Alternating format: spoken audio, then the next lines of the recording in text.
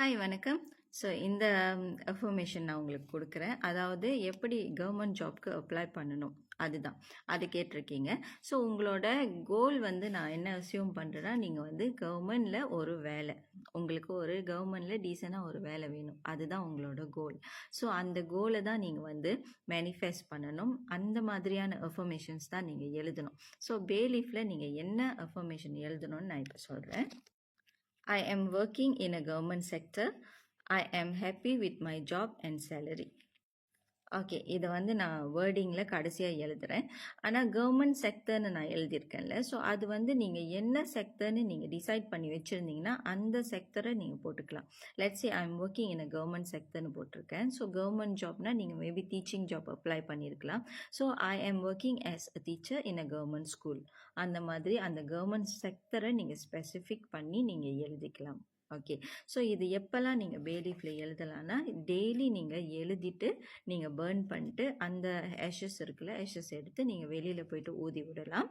அதுக்கப்புறம் என்னோட ப்ரொஃபைல்லே நான் 369 மெத்தட் நான் சொல்லி கொடுத்துருப்பேன்.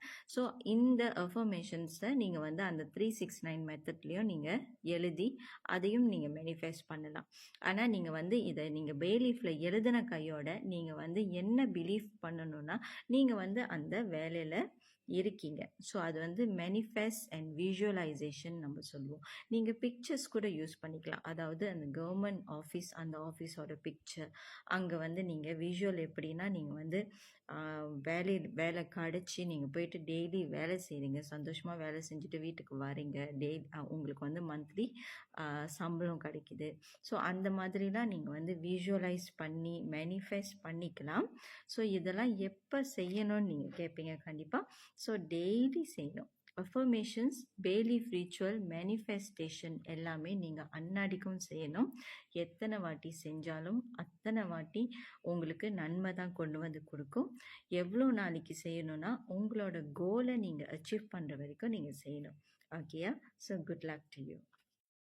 ஓகே, ஸோ மேலும் மேலும் உங்களுக்கு வேறு ஏதாச்சும் டிப்ஸ் வேணும், அஃபர்மேஷன்ஸ் வேணும்னா என்கிட்ட இந்த கமெண்ட் பாக்ஸில் கமெண்ட் பண்ணுங்கள். இந்த வீடியோ லைக் பண்ணுங்கள், ஷேர் பண்ணுங்கள். மறக்காமல் என்னோட அக்கௌண்ட்டை ஃபாலோ பண்ணுங்கள்.